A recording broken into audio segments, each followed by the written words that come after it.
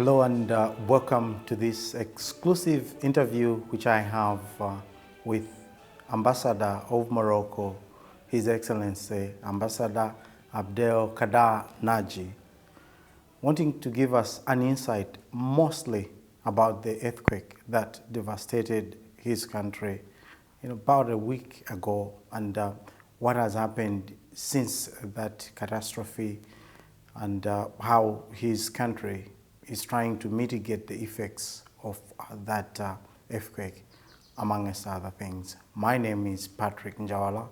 Welcome. Thank you, Ambassador Naji, for inviting us to have this discussion with you during this trying time. Kindly give me a background to the developments that happened on Friday, on the night of 8th and 9th September in your country, in Morocco.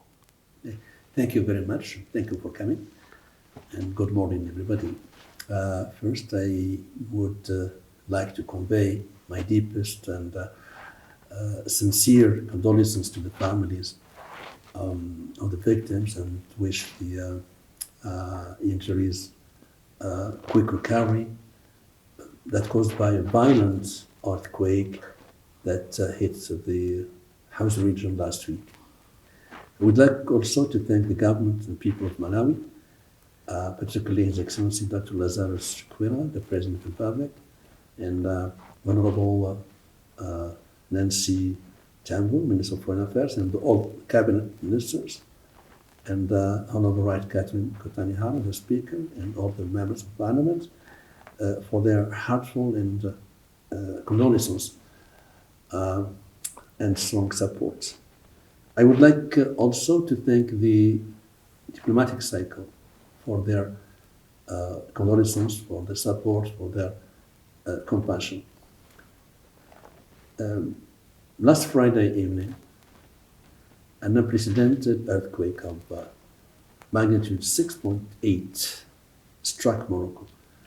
The epicenter was in the high Atlas Mountains, which already caused around 3,000 deaths, 6,000 injuries, and extensive damage to various villages, buildings, and historical monuments.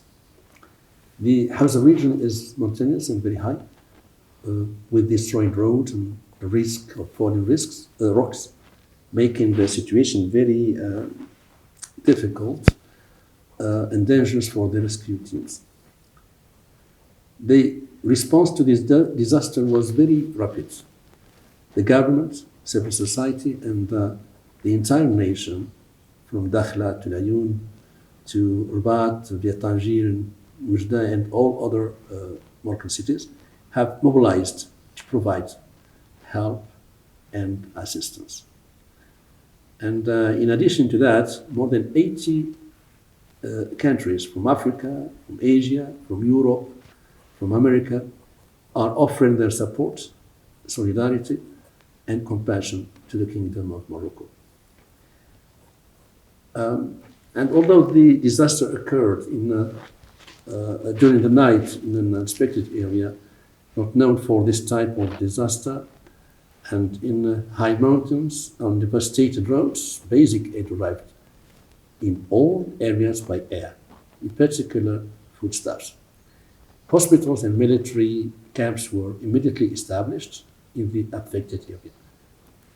After an initial assessment of the disaster to identify the scale of the disaster, the needs, and a suitable work plan, His Majesty King Mohammed VI, God bless him, chaired a working meeting on the 9th September and took urgent measures to respond adequately to this devastating situation.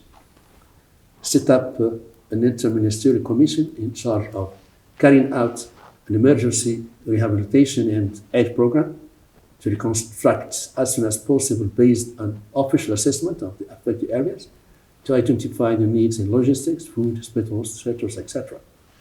Open a special bank account at Treasury and Bank Maghrib to receive the voluntary solidarity contributions of citizens as well as private and public structure. ensure the full mobilization of the Mohammed V Foundation for Solidarity with all its components to support citizens in affected areas. It was also decided to observe 3 days of national mourning with the half-masting of national flags. Authorities, the army, civil society, and ordinary citizens joined forces on the front line to be part of the rescue team and collect and provide food, tents, medicines for relief and dispute donations. A massive blood campaign was held throughout the country. His Majesty the King, Mohammed VI, visited the disaster zone, the hospitals and the injured. His Majesty also took part in the blood donation campaign. This is the first phase. The second one was starting yesterday. Yesterday, the 14th of September, His Majesty King Mohammed VI chaired a working meeting devoted to activating the emergency program for rehousing disaster victims and caring for the categories most affected by the El Hawz earthquake. This meeting follows on from the measures ordered by His Majesty aimed at mobilizing all resources with the necessary celerity and efficiency to help the families and citizens affected by disaster, and in particular to deploy as quickly as possible rehabilitation and reconstruction measures in the areas affected by this natural disaster of unprecedented proportions. Perhaps my question is, why is it important that these measures have been taken? I was listening to you, making some notes. One thing that I've noted, you've actually said one of the things that His Majesty the King has done is to see to it that blood, for example, that most of the injured need is available, appealing to Moroccans to donate blood, but he has personally taken part in that. Why is that important? Take me through that. Why is he showing that not just appealing, but leading from the front? Yeah, this is the leadership in Morocco. And maybe that through the vision and action of His Majesty King Mohammed VI, Morocco is once again demonstrating its resilience, which enables to face up to trials and challenges with strength, wisdom, and determination. Thanks to the strength of its institution and solidarity of millions of its people, that the relationship between the king and the people, not only strong, more than that, you cannot ask any Moroccan that His Majesty the King, the law, to trust of His Majesty as a king and as a person. That reaction, that practice of the king, which made this relation very strong and stronger. When a disaster of this magnitude happens, often you hear that the international community avails itself, offering moral, financial, and different support of different kinds. And listening to you, you've said that there has been almost 80 requests internationally, people offering that kind of moral and support where needed. But then again, from the Royal Paris, what we've heard is that the King, Mohammed VI, has reiterated that the response should be strong, swift, and productive, while respecting the dignity of the people, their customs and traditions, as well as their heritage. Again, the question, why is this important? Rather than just perhaps, accept whatever help can be offered. Why is there stress on that? You see, go back to Morocco. Morocco is an ancient country. It was established in 789. So since 12th century, more than 12 centuries, Morocco has been existing as a state. we have 6 families who ruled Morocco. The Count dynasty family since the 16th century. His Majesty the King is the 23rd king of Morocco. The Alawi dynasty. Yeah, Yes. so Morocco has its own history. And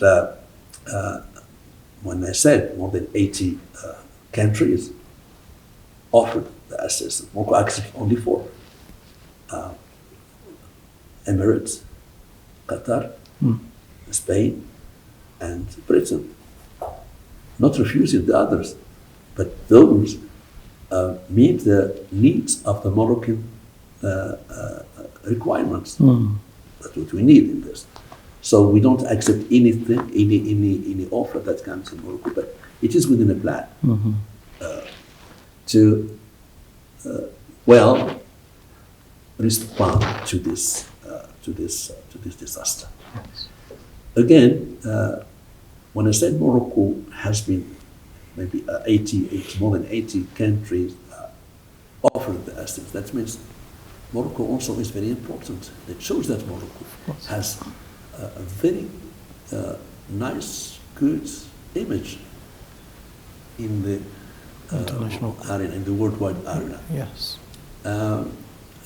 And maybe we insist on the aspect that we should respect this region, its history, its values, its customs, etc. That's Morocco. We respect. Morocco is in a diverse.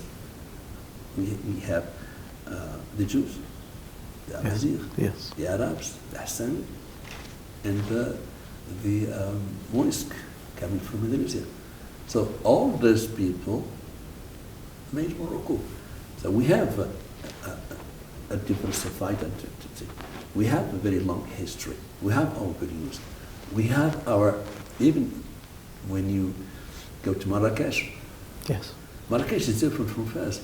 Fez is different from Rabat. Rabat is different from Casablanca. Yes. Casablanca is no city, it's a new city, but I'm talking about the old cities. Yes. Fez, Marrakesh. It's like Meknes, each city has Rabat, got its own identity, its Yeah. own life. Yeah, Yes, you it's see, Fez own was, DNA.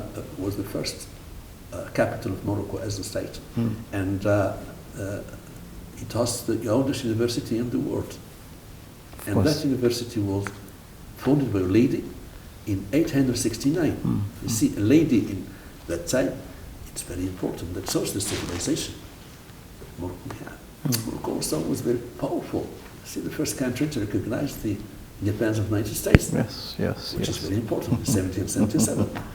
So, and Morocco is today is not Morocco of yesterday. Very big difference. And thanks to the leadership of His Majesty King Mohammed VI, Morocco is very powerful with its people, besides the leadership, and also its economy. So, what Moroccan economy is based on agriculture, tourism, also known as industry. And even industry, we are now going to the fourth revolution. For example, also in the energy, we have the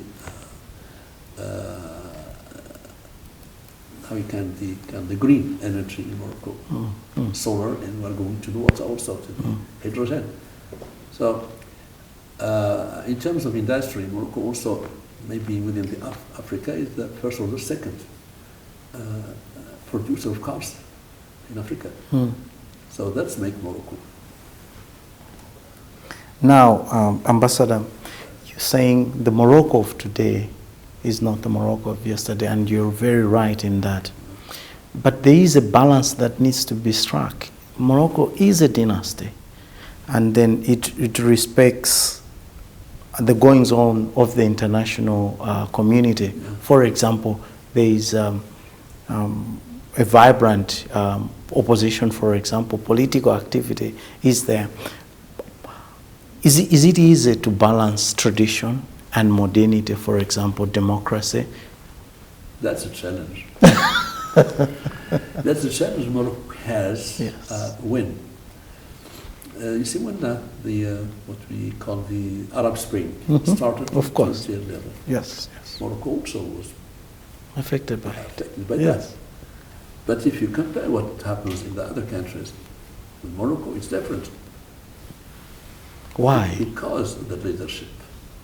What did the leadership do or not do that ensure that the Arab that uprising? No, they do what is in the benefit of the country, the people, and doesn't do what is not in the benefit of the country. So when the Arab Spring started, Morocco was the second, I think, or the third country. Tunisia, the third country to be affected. But easily, because of His Majesty the King, his wife. So what does the people need? And His Majesty is a part of the king, of the nation. He said himself that he's a citizen. That's why the relationship, there is not a gap between the royal family and the Moroccan family as a people. Yeah, there is, you cannot even dismantle or disjoint this. The relationship is very strong. You cannot have Morocco without the king, and you cannot have the king without the Moroccans. That's symbiosis between the two, the leadership and the people.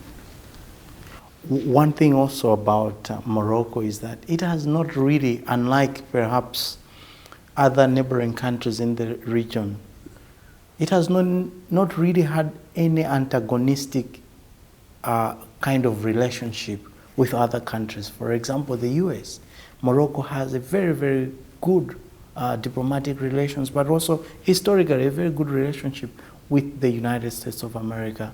Unlike most, for example, Arabic countries, the relationship is kind of antagonistic, but not so with Morocco. How has it managed to be a good neighbor with its African countries, whereby it's part of it, a good neighbor with the Arabic countries, which has an alliance with, and ensure that it is abiding to it conforms to all of this. A very tricky area, but it seems like Morocco is managing that well. Yeah, true. The relationship with the United States is very, very, very strong since the 18th century. And maybe the oldest building for the foreign affairs of U.S. foreign affairs is in Tangier, Yes. Morocco. So, and the agreement renewed automatically every 4 years. And then it is the leadership. It all boils down to the leadership. Always the leadership. It's normal, this Yes. leadership. Yes. Our leadership is very was proactive and wise. So, and we have not only good relations with the US, we have Europe, with Asia, Africa. So we don't have any antagonist as far as politically speaking. We have some issue, but not the issue which has related to our territorial integrity with the neighbor, but not with the US or last year, 2 years ago. We reestablished a relationship with Israel. That's a challenge too. Yes, within yes. The Arab The Arab world, world, yes. But that also, if we look at Israel, we find that almost a third of the population originally from Morocco. And Morocco has this strong ties with its people. Yes. Because also the Jewish community is a part of the Moroccan identity. Yes. We go back to the Nazi time Yes. when Hitler asked the king, His Majesty King Mohammed VI, rahmatullah alayhi, to deliver the Jews to the Nazi government. The king refused because they are Moroccans, Of course. regardless of their religion. As far as they are Moroccans, they refused to. That's what makes Morocco different from the others. Our relationship is based on proactive and long term, not medium or short term. Okay. And thanks to the leadership. Ambassador, we should go for a tea break, maybe some Moroccan tea or coffee. But when we return, I would like to ask you about one of the things that led to the uprising in the Arab world, one of which was rising unemployment among its young people, which I'm sure also exists in your country, and then what the leadership is doing to ensure that young people that are looking for jobs have the jobs that they need. Yeah. First, we don't. Morocco is known for tea, not coffee. It's tea, Tea, not coffee. the one that is, yes. Yeah, and we have tea and Morocco sweets. You see that you say that mostly the most important issue that led to the Arab Spring Yes. was unemployment. Yes, it was part of it. And in Morocco, yes, Morocco is within the word. Unemployment is everywhere. Mm-hmm. Yeah, it depends on the scale, but it's everywhere. Yeah. And in Morocco, the leadership also thought about creating, for example,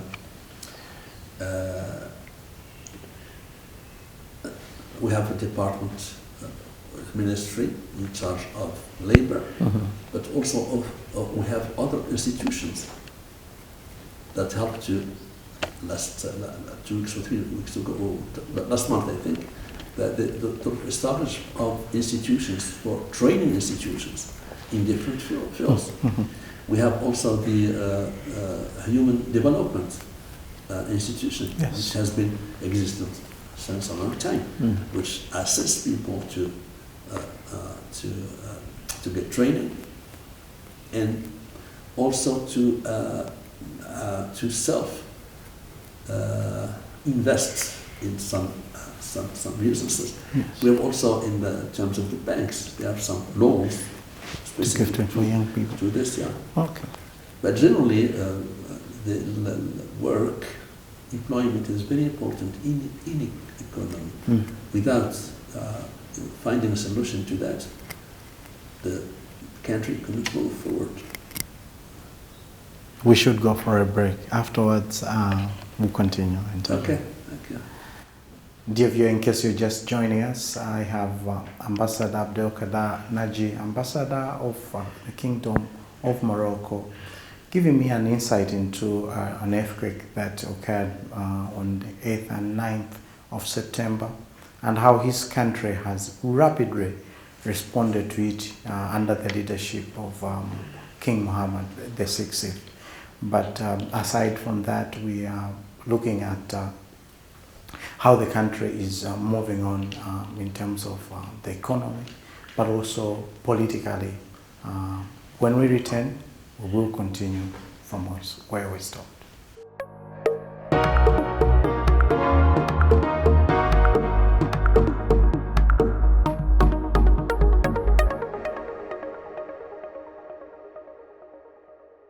Welcome back from the Moroccan Embassy in Malawi, where I am in an interview with Ambassador Abdelkader Nadji, giving us an insight into an earthquake that occurred in his country between the 8th and 9th of September, and then telling us what the government, under the leadership of King Mohammed VI, is doing to mitigate the effects of this earthquake. Thanks for joining us. Kindly be with us throughout the duration of this interview. Ambassador Nadji, one other thing that your country has done is providing financial support to the tune of 30,000 dirhams or $3,000 to the affected families. Why is your country doing this? What is expected of this money, and what will this money do to those affected? What is the thinking behind that? No, it's a support. And I think any country should do it when there is a crisis like this. We should support our people. And the solidarity in Morocco, I think it was very, very beyond Expectation, yeah? See, from Dakhla, Laayoune, Tangier, Yes. Oujda, Rabat, all the cities come to this disaster, the devastated region with donations. They donate food, water, medication, shelter, blood, Yes. and they can themselves to assist in rescuing. Despite that, because the region was dangerous, the movement, the shake is still there. The roads falling from the mountains, the roads also was devastatingly demolished, but people come too, because that's make the solidarity within the country. If we don't assist our people, so who assists them? We should be today in this region, maybe tomorrow in some another region. And this support, this solidarity, that make the country, the state, the nation very strong. And we are known for that. Even our values, our religion, is to assist each other, to support each other. Solidarity is the main character in the Moroccan civilization and culture. Since the earthquake happened, there's a lot of humanitarian work that is happening, ensuring that people have clean water, they have food, they have temporary shelter. But after that, there's need for reconstruction. Yeah. Okay, and that is where a huge workload happens. Now, hearing you make the statement, you're saying that His Majesty, the King, Muhammad VI, is making a point to say that not only do we want reconstruction, but the reconstruction operation must be carried out on the basis of specifications and under technical and architectural supervision that is in harmony with the region's heritage and respects its unique architectural features. Yeah. Again, why is that important? You see, this region is very ancient, and many historical monuments that were destroyed. Yes. So, of course, we go back to Morocco as a nation. So we should keep our heritage. We should safeguard our heritage, despite the earthquake. So life should come to normal life, to normalize life. But in its historical parcours, we don't want to change this region to another. Yeah, also technical, because if we go back to Agadir was affected by this earthquake, but damages is small. Why? Because Agadir was destroyed in 1960 by another earthquake. Yes. Where 12,000 people died. Yes, that was the worst that. But the reconstruction at that time and the leadership of King Mohammed I, the construction was based on technical to against the earthquake and any disaster like that. That's why Agadir isn't affected like the other region. So the new vision for this region to be reconstructed on the basis of its historical, its heritage, and also to consider the technical architectural measures in order to avoid any casualties like this in the future, if it happens that to be also targeted of another earthquake. The area in which Ahaouz, where this earthquake affected, is very close to the Atlas Mountains. I know it's within. It's within. Yeah, it's the highest. Exactly. Yeah. And perhaps not the most densely populated. Had it been that it had happened elsewhere, where there is a lot of people, one can imagine that the loss of life and property could have been devastating. Yeah, that's maybe one positive thing, that it's not very populated. But also it has a negative side also, because the rescue team couldn't Get to the reach, people on time. Yes. in a very quick, rapid way. Considering also that it happened in the night.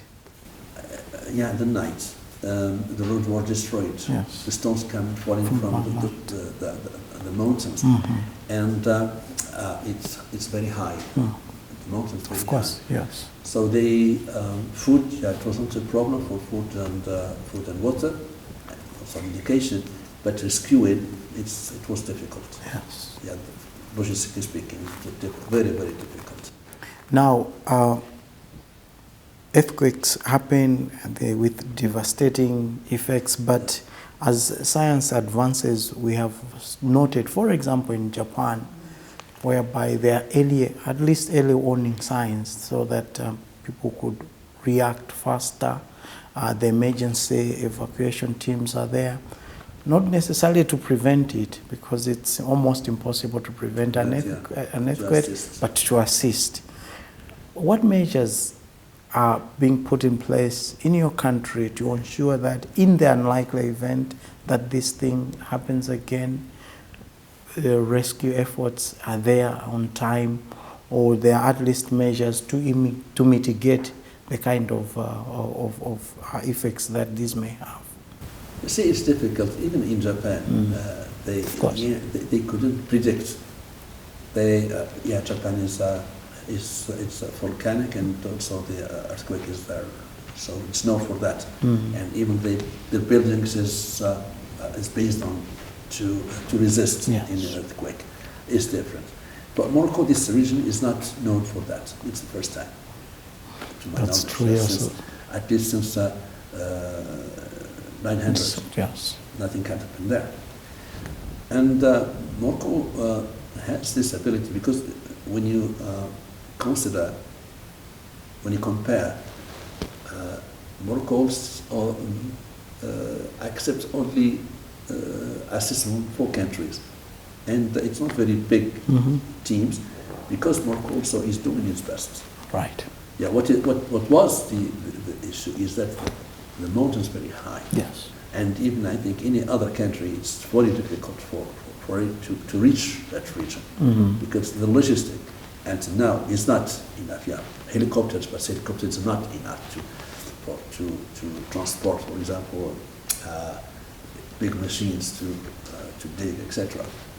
The roads were destroyed, and within the framework of the plan of reconstruction, it is to build the houses and villages and in safe areas, and with also all the structures, road and electricity, etc. It's a modern one, but within the framework of its ancient architecture, Moroccan architecture or local architecture. Ambassador, I am not a scientist, and I'm not saying this is related, but one thing that I know for a fact is that Africa does not contribute a lot to greenhouse emissions, but we are on the receiving end. Climate change is affecting Africa perhaps more than the other continents. Is Morocco doing something to ensure that it does not suffer from climate change? Now, suffering is not up to us, it's natural. But Morocco is contributing in fighting against the climate change by reducing the gas, etc. We have started, in fact, the green energy a long time ago. Right. So, solar, for example, Morocco is leading in Africa, but the first in the solar energy, and they contributed in the Moroccan energy system. And Marrakesh, which is not concerned, even the buses are not are green energy power. So that's the contribution of Morocco, is that limiting the gas production that affected our continent, our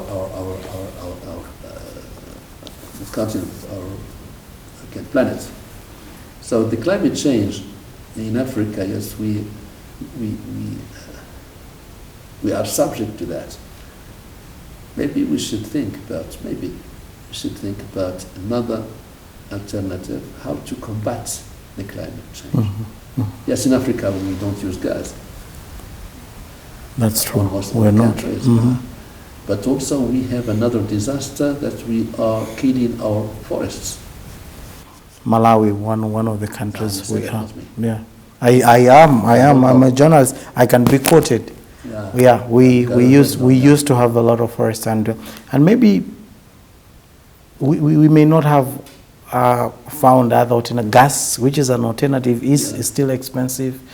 Solar, cheap as it is, but those that the tools that can transmit the sun energy into what we need are still expensive. So there's some way to find out. To do before we take advantage of that. But Ambassador, the devastation that has happened in your country, although it's restricted to your borders, but how have others been affected? Because now your country is focusing on its own challenges, which is the earthquake right now. But when we are neighbors, what happens to your neighbor affects you. What other countries have been affected by what is happening in your country? It could be in terms of trade and other areas. What other countries have been affected by what has happened in your country? You mean the earthquake? Yes. Yeah, it was felt in Algeria, Spain, in Portugal also. Maybe we don't go far. What happened in Libya?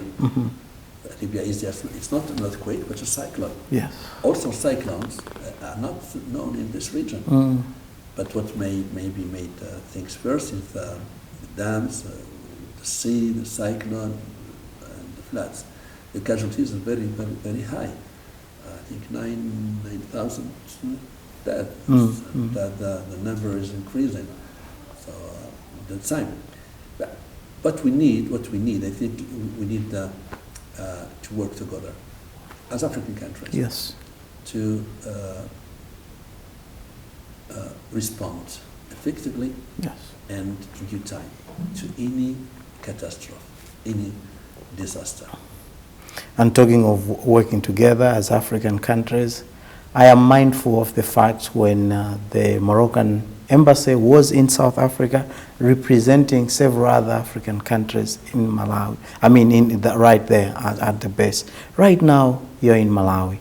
Briefly tell me how being in Malawi has benefited the diplomatic relations between these two countries. You see, the relationship between Malawi and Morocco is very close, very strong. We are working together to make it stronger. By the way, the embassy of the Republic of Malawi in Rabat started working. I'm happy that the Chargé d'Affaires is working very hard there to strengthen the relationship. You mentioned that I was there in Pretoria, in the capital Malawi, and I visited many times Malawi, and I knew many people here in Malawi since 2014. Yes. And during this period, I made a lot of good relations with Malawi people, with Malawi, which is the warm heart of Africa. Warm heart of Africa. And I like people smiling. Yes. Every time you're smiling. That's good. Free smiles in Malawi. Yeah. Yes. So you have this unique quality. The relationship between the two countries, Morocco and Malawi, so is to establish a strong relationship based on cooperation, strong cooperation. Right. We are working on that, especially in education, scholarships, in also in cooperation in many fields, in tourism, in health and agriculture, and we are still working on some learning visits delegation that was in Morocco since September 2022. And now the Minister of Energy is in Morocco. He's coming back today, I think. Yes, He yes. took part in a very important meeting about energy in Yes. Casablanca. Two ministers are going to participate in Marrakesh next week. Minister of Agriculture and Deputy Minister of Health. Yes. Both of them are going to Morocco to attend a very interesting meeting about water and health. Right. Parliament also has been visiting Morocco many times, and maybe also next or in 2 weeks they will go for working visits with the Moroccan Parliament. Yeah. So the relationship is very active, very dynamic, and very positive. Ambassador, thank you so very much for your time. The focus was on the earthquake. I do have a lot other questions, but I'm sure at the appointed time we will talk about the other areas. In the interim, wishing your country and those that have been affected God's blessings in this trying time. Thanks for according us this opportunity to speaking to you. Thank you very much. Thank you for coming, and I'm at your disposal anytime, and help you organize other things or events that benefit for the two countries, Morocco and Malawi. We are Africans. We should cooperate. We should work together. We should join our efforts in order to achieve the Africa 2063 agenda. Yeah. I thank you another time. Thank you very much. Thank you to Malawi for hosting me, for receiving me, for welcoming me, and for assisting me. I feel home here. And, thanks to the smiling of, and the warm heart of African Malawian people. Yes, yes. Thank you. Thank you so very much. Dear viewer, that is all the time we had with Ambassador Abdelkader Anaji. He says he feels very much at home in Malawi. Well, we believe he is home. Africa is a land of people that are warm-hearted. I would like to thank you for taking time to have watched this interview, but also to the production crew that made this possible. I had Peter as a producer and George. I also had Makote and Paul. On behalf of everybody that made this possible, till next time when we bring you yet another exclusive interview. I've been your host. My name is Patrick Njawala.